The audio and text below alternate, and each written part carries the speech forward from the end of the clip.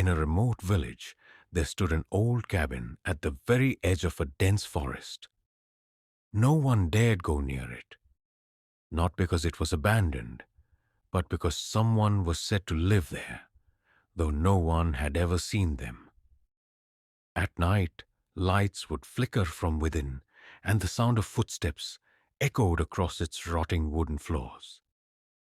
The elders claimed it had once belonged to a witch who could speak to the dead.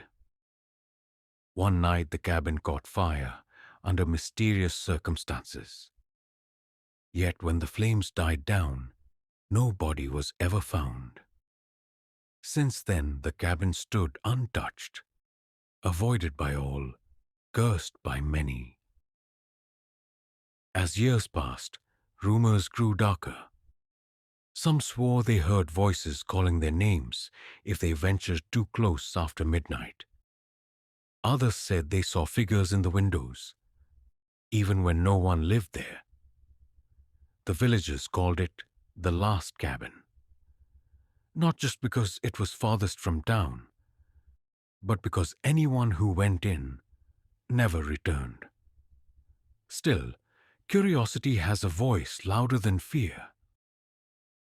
Sammy, a stubborn and skeptical young man, had heard the stories all his life. One freezing winter night, he decided enough was enough.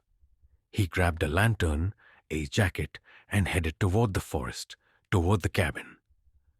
Despite the wind, the door creaked open by itself. Inside, everything was coated in dust. The air felt wrong, thick, heavy, and cold.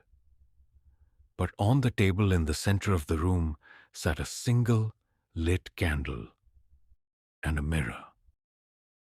Sami stepped toward the mirror confused. The candlelight flickered strangely in its glass. When he looked into it, his heart froze.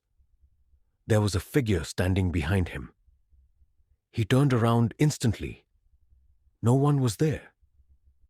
But when he looked back at the mirror, it no longer showed him. It showed another room, darker, colder, and in it stood someone who looked exactly like Sammy. Only this version was smiling.